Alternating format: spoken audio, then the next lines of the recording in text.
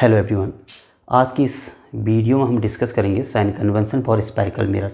काफ़ी important topic है बेटा आपके लिए, ठीक है ना, क्योंकि यहाँ से हम न्यूमेरिकल की तरफ बढ़ रहे हैं। ठीक है, उसके बाद हम पढ़ने वाले मिरर फार्मूला। फिर आज का जो लास्ट टॉपिक होगा वो है आपका linear magnification produced by a mirror. ठीक है, मैक्सिमम बच्चों को न्यूमेरिकल में प्रॉब्लम आती है। ठीक है, न्यूमेरिकल बहुत आसान होते हैं फिजिक्स में। आपको केवल 3 टॉपिक्स की जो मैं बात कर रहा हूँ, सबसे पहले साइन कन्वेंशन, उसके बाद मिरर फार्मूला बहुत आसान रहता है। यहाँ पर डेरिवेशन है नहीं, खाली फार्मूला याद रखना आपको। लास्ट में आपने ज़रा ध्यान देना मैग्निफिकेशन पे। अगर ये 3 के 3 टॉपिक आप क्लियर कर लेते हैं तो न्यूमेरिकल बहुत आसान है। ठीक है ना, तो सबसे पहले ध्यान देना ज़रा साइन कन्वेंशन पर। जो सबसे इंपॉर्टेंट है इन सब में वो यही है, sign convention for spherical mirror. Spherical mirror की बात कर रहा हूँ तो इसमें आपका कॉनकेव भी आएगा और कॉन्वेक्स भी आएगा, दोनों के लिए सेम रूल होंगे, ध्यान देना। तो हम केवल अगर एक डायग्राम से भी इसको समझें तो दूसरा डायग्राम अपने आप क्लियर हो जाना चाहिए आपको। देखो, स्फेरिकल मिरर की बात चल रही थी तो सबसे पहले मैं यहाँ पर एक मिरर बना लेता हूँ। यहाँ पर कॉनकेव मिरर बना लेते हैं। चलिए, ये आपका कॉनकेव मिरर है, अंदर की ओर धंसा पार्ट इसका रिफ्लेक्टिंग सरफेस होता है और ये आपकी प्रिंसिपल एक्सिस आ गई, और जहाँ पर इंटरसेक्ट करता है इसको, इस मिरर को, उसका क्या कहलाता है, pole, and pole is the mid point of spherical mirror. इतना आपको पता है, ठीक है ना, और ये प्रिंसिपल एक्सिस है।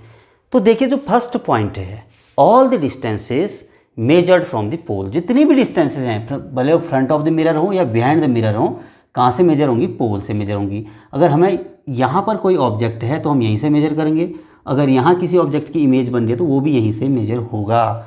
तो पहला पॉइंट क्या हो गया फिर? सभी डिस्टेंसेस कहाँ से मेजर होंगी? पोल से मेजर होंगी, नंबर फर्स्ट। और number second, all the distances measured in the same direction of incident rays are taken as positive. तो देखो बेटा, इंसिडेंट रेज की डायरेक्शन कौन सी होगी? ये आपका कॉनकेव मिरर है तो ये रिफ्लेक्टिंग सरफेस होगा इस साइड अंदर की तरफ। तो इंसिडेंट रे क्या कहाँ को आएंगी? यहाँ पर स्ट्राइक करेंगी इस सरफेस पर। तो इनकी डायरेक्शन कहाँ है? इधर को है, ठीक है ना। तो इस डायरेक्शन में जितने भी डिस्टेंसेस मेजर होंगी वो पॉजिटिव होंगी। अब हमने कहा था कि डिस्टेंसेस हम पोल से मेजर करते हैं, तो पोल से मेजर करते हैं तो इसका मतलब इधर को नापेंगे, इधर को जो भी मेजर होंगी, तो इधर को जो भी डिस्टेंसेस मेजर होंगी यानी बिहाइंड ऑफ द मिरर, वो सब की सब क्या होंगी? फिर पॉजिटिव होंगी। तो हम यहाँ पर कह सकते हैं distances measured behind the mirror are taken as positive, मतलब बिहाइंड द मिरर ही डिस्टेंसेज क्या होंगी? पॉजिटिव होंगी, क्योंकि यही डिस्टेंसेज इंसिडेंट रे की डायरेक्शन में हैं, ठीक है ना। उसके बाद थर्ड पॉइंट होगा जस्ट इसका उल्टा। जस्ट उल्टा मतलब distances measured opposite direction of the incident rays are taken as negative. अब ये इंसिडेंट रेज की डायरेक्शन थी तो अपोजिट डायरेक्शन कहाँ होगी? इधर को होगी। देखो फिर, अब इधर को जितनी भी डिस्टेंसेज मेजर होंगी वो क्या होंगी? नेगेटिव होंगी। ध्यान देना, ये क्या होंगी? आपकी नेगेटिव होंगी, ठीक है। इसका मतलब distances measured in the front of spherical mirror are always negative. जितने भी front of the mirror distances होंगी वो क्या होंगी?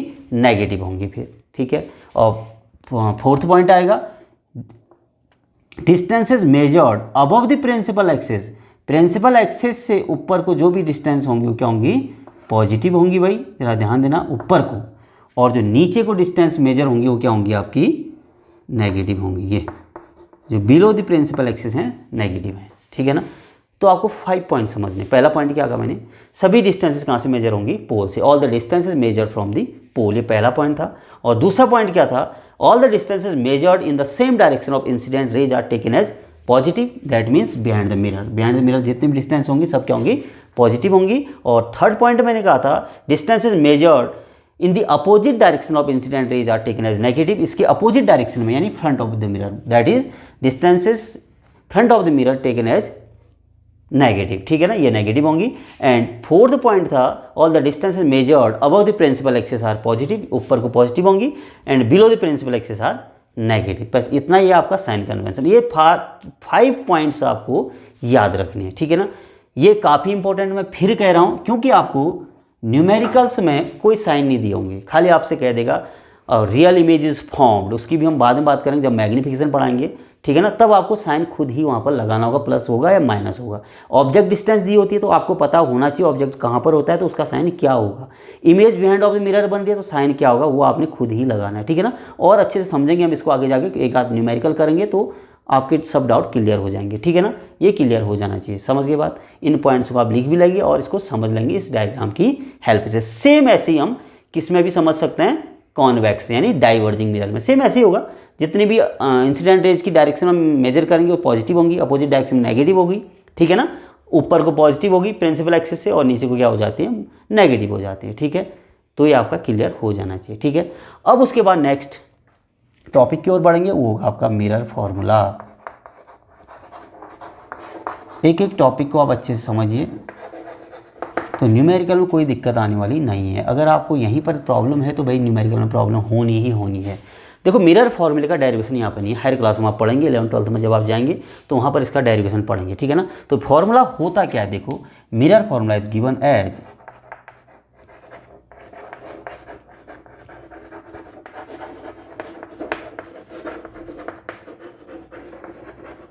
क्या होता है फिर, देखो 1/f is equal to 1/v plus 1/u। ये है आपका मिरर फॉर्मूला, बहुत आसान है। देखो 1/f is equal to 1/v plus 1/u। अब यहाँ पर इनकी मीनिंग क्या है, देखो 1/f, f क्या है यहाँ पर, focal length of the spherical mirror. जो भी स्पेरिकल मिरर हम लेंगे उसकी f क्या होगी, फोकल लेंथ होगी। और फोकल लेंथ क्या होती है हमने अच्छे से समझा रखा है, ठीक है। यहाँ पर भी हम थोड़ा इसमें डिस्कस करेंगे। और v क्या है, v is the image distance, v क्या आपकी इमेज डिस्टेंस है, और u क्या है ऑब्जेक्ट डिस्टेंस। इसके मीनिंग भी आपको अच्छे से आना चाहिए। इन दोनों में आपको कन्फ्यूजन होता है, कन्फ्यूजन नहीं करेंगे। v क्या है कहा यहाँ पर, इमेज डिस्टेंस है, और u क्या है ऑब्जेक्ट डिस्टेंस है, ठीक है ना। तो यहाँ पर इसको मेंशन कर देते हैं, where f is equal to focal length, focal length ही लिख रहा हूँ मैं, स्पेरिकल मिरर की फोकल लेंथ हो गई, और v आपका क्या है इमेज डिस्टेंस, इमेज डिस्टेंस, और u आपका हो गया ऑब्जेक्ट डिस्टेंस।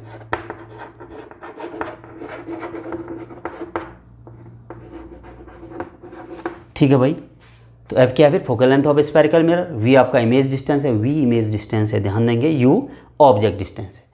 अब हम इस पर डिस्कस करेंगे 3 के 3 पॉइंट्स पर, कहाँ से, साइन कन्वेंशन से, ठीक है ना। तो सबसे पहले मैं बात करूंगा फोकल लेंथ की। अब फोकल लेंथ का साइन क्या होगा अकॉर्डिंग टू साइन कन्वेंशन, ठीक है। थोड़ा बहुत आप यहाँ से इस समझिए, क्योंकि ये 3 के 3 टॉपिक एक दूसरे से रिलेट हैं, तो साथ में इसीलिए इसको कराया जा रहा है, ठीक है ना, और अच्छे से समझेंगे आप इसको। देखो फोकल लेंथ, फोकल लेंथ क्या होती है भाई, फोकल लेंथ क्या है, it is the distance between pole to principal focus, ठीक है ना। प्रिंसिपल फोकस और पोल के बीच की डिस्टेंस क्या कहलाती है, फोकल लेंथ कहलाती है। अब ये आपका क्या था, देखो कॉनकेव मिरर, कॉनकेव मिरर, एक छोटा और डायग्राम बना देते हैं, रफ डायग्राम यहाँ पे इसको समझने के लिए। ये कॉनकेव मिरर है, ये प्रिंसिपल एक्सिस हो गई, और कोई रे प्रिंसिपल एक्सिस की अगर पैरेलल आती है, a ray which is parallel to the principal axis passes through its focus after reflection, किस में, कॉनकेव की बात कर रहा हूँ। तो ये जिस पॉइंट से होके जाती है, अगर मैं प्रिंसिपल फोकस की डेफिनेशन की बात करता हूँ, a point on the principal axis through which a ray which is parallel to the principal axis is passes through is called its principal focus। उस पॉइंट को हम क्या कहते हैं, प्रिंसिपल फोकस कहते हैं। और प्रिंसिपल फोकस से ये पोल के बीच की डिस्टेंस क्या कहलाती है, आपकी फोकल लेंथ कहलाती है। अब देखिए फिर ये एफ कहाँ को है, फ्रंट ऑफ द मिरर है, प्रिंसिपल फोकस इसका कहाँ है, फ्रंट ऑफ द मिरर है। फ्रंट ऑफ द मिरर हमने क्या कहा था, सभी डिस्टेंसेस क्या होती हैं, नेगेटिव होते हैं, तो ये एफ क्या होगा, नेगेटिव होगा फॉर कॉनकेव मिरर। तो कॉनकेव मिरर के लिए देखो यहाँ पर कॉनकेव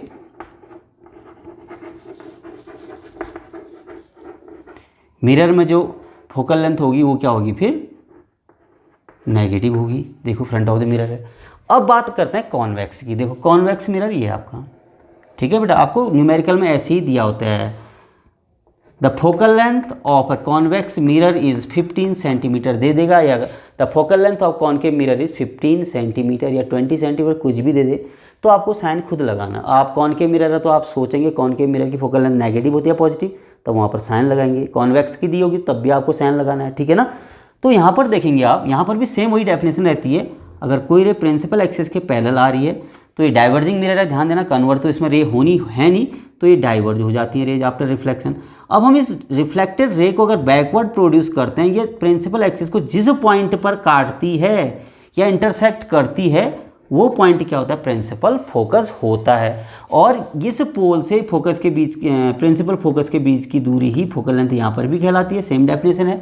तो अब आप देख रहे होंगे कॉन्वेक्स मिरर में जो इसका फोकल लेंथ है या प्रिंसिपल फोकस है कहाँ है, बिहाइंड द मिरर है। बिहाइंड द मिरर है मतलब same direction of the incident ray है, तो इसका साइन क्या होगा फिर, पॉजिटिव होगा। तो यहाँ पर कॉन्वेक्स मिरर, कॉन्वेक्स मिरर में क्या होना है अब, पॉजिटिव साइन होना है। तो कॉन्वेक्स मिरर की जो फोकल लेंथ होगी पॉजिटिव होगी और कॉनकेव की क्या होगी, नेगेटिव होगी, हमेशा ऑलवेज। ध्यान देना इस चीज़ का, आपको ये देखना समझ के, बेटा समझना है तब जाके इसको लिखना है या याद रखना है, ठीक है ना। आप खाली ऐसे ही याद करेंगे, रट देंगे तो आपको कन्फ्यूजन हो सकता है, ठीक है ना। उसके बाद बात करेंगे हम, इसकी बात बाद में करते हैं, वी की, इमेज डिस्टेंस की, ठीक है ना। उससे पहले हम डिस्कस करेंगे यू, ठीक है ना। यू क्या है आपका, ऑब्जेक्ट डिस्टेंस। अब ऑब्जेक्ट की बात आती है। ऑब्जेक्ट मतलब हम जिस चीज़ की भी इमेज को फॉर्म करना चाह रहे हैं, जिसकी भी इमेज हम देखना चाह रहे हैं, वो आपका क्या होगा, ऑब्जेक्ट होगा। सपोज दैट हम अपनी इमेज देखते हैं मिरर में, तो हम क्या है, ऑब्जेक्ट हैं। तो हम कहाँ खड़े होते हैं, just front of the mirror. Front of the mirror ही खड़े होंगे तब जाके हमारी इमेज फॉर्म होती है। बिहाइंड द मिरर तो खड़े नहीं होते ना, तो फ्रंट ऑफ द मिरर। तो हमेशा ऑब्जेक्ट कहाँ पर होगा, इसका मतलब फ्रंट ऑफ द मिरर ही होगा, इसके आगे होगा ऑब्जेक्ट हमेशा, always, in the both cases, convex में भी कॉनकेव में भी। तो इसका मतलब यू हमेशा क्या होगा, यू ऑलवेज क्या होगा फिर, नेगेटिव होगा। यू हमेशा क्या होगा, नेगेटिव होगा। तो ध्यान दीजिए, यू जब कभी भी आपको दिया हो या आप लिख रहे हैं तो उसके आगे नेगेटिव का साइन लगाएंगे, ठीक है ना। अब बात करते हैं वी की। वी क्या था आपका, इमेज डिस्टेंस। तो इमेज डिस्टेंस डिपेंड करेगी पोजीशन ऑफ द ऑब्जेक्ट पर, क्योंकि हमने देखो 6 केसेस कॉनकेव में पढ़े हैं और 2 केसेस कॉन्वेक्स में पढ़े थे, ठीक है ना। वहाँ पर हमने 6 केसेस का मतलब क्या था, फिर 6 डिफरेंट प्लेसेस पर हमने ऑब्जेक्ट को रखा था। तो डिफरेंट 6 प्लेसेस पर उसकी क्या बन रही थी, इमेज बन रही थी। इमेज की पोजीशन भी चेंज हो रही थी जब हम ऑब्जेक्ट की पोजीशन चेंज कर रहे थे। तो कभी front of the mirror image बन रही है, कभी बिहाइंड द मिरर इमेज बन रही थी। तो इसका कोई एक्यूरेट या फिक्स नहीं है कि बिहाइंड द मिरर बनेगी, फ्रंट ऑफ द मिरर बनेगी। तो ये किस पर डिपेंड करेगी, यू पर। अगर ये बिहाइंड द मिरर बनती है तो इसका साइन पॉजिटिव होगा, अगर फ्रंट ऑफ द मिरर बनती है तो इसका साइन क्या होगा, नेगेटिव होगा, ठीक है ना। समझ में आ जाएगा आपके। तो ये था आपका साइन कन्वेंशन, ठीक है। अब उसके बाद हम डिस्कस करेंगे अब क्या, लीनियर मैग्निफिकेशन। लीनियर मैग्निफिकेशन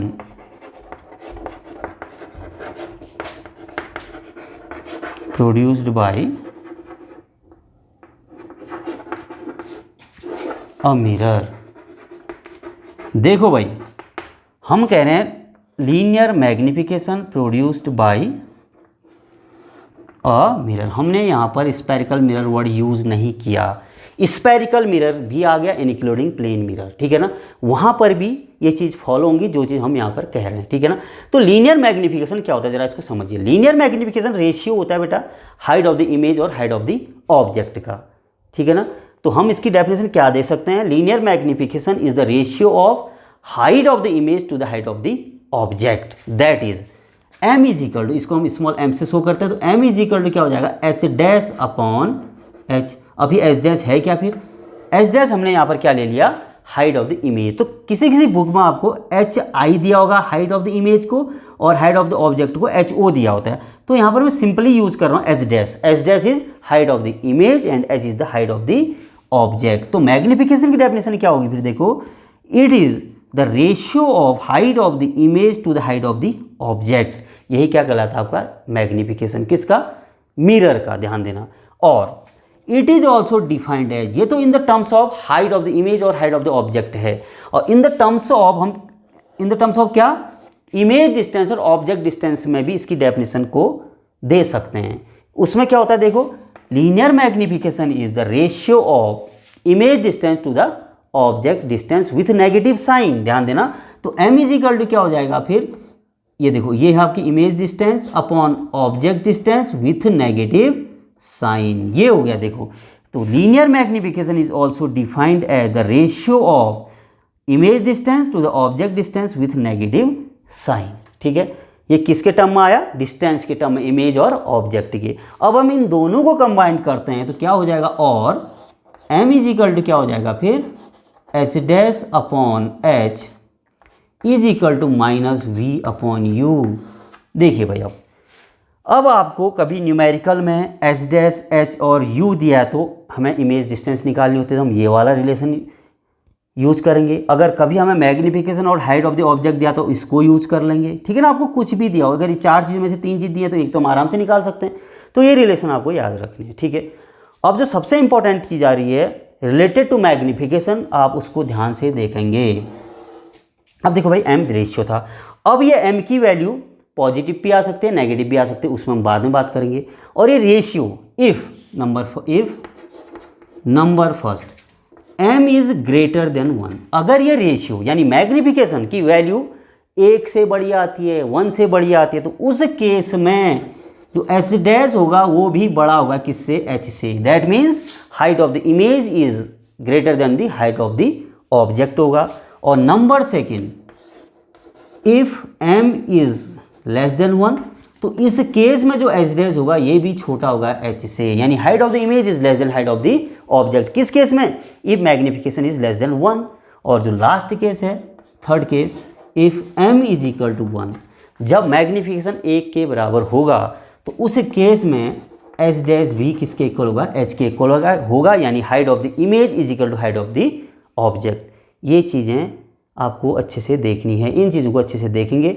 क्या कहा फिर, जब मैग्नीफिकेशन बड़ा है, if magnification m is greater than 1 then the height of the image is greater than the height of the object. If m is less than 1 then height of the image is less than height of the object. ये हो गया, बराबर में दोनों के size क्या हो जाएंगे, बराबर हो जाएंगे। If m is equal to 1 तो h dash equal to h, ठीक है ना। तो ये इन चीज़ों को आप अच्छे से देख लेंगे, ठीक है ना। अब देखो एक चीज़ और इसमें आती है, मैंने इससे पहले डिस्कस करी थी, m यहाँ से पॉजिटिव भी आ सकता है, नेगेटिव भी आ सकता है भाई। देखो अगर h डैश नेगेटिव है तो ये m यहाँ से क्या आ गया, नेगेटिव आ जाएगा, आएगा नहीं आएगा। देखो h डैश अगर नेगेटिव आ रहा है यानी height of the image inverted है, यानी उल्टी है, यानी बिलो द प्रिंसिपल एक्सिस बनेगी तभी तो नेगेटिव आएगा शायद। ये नेगेटिव है तो m भी नेगेटिव आएगा। अगर m नेगेटिव आता है तो उस केस में हमेशा जो इमेज का नेचर होगा वो क्या होगा, रियल एंड इन्वर्टेड होगा भाई, ध्यान दें। इफ m इज नेगेटिव, यहाँ पर लिख देता हूँ, if m is negative then the nature of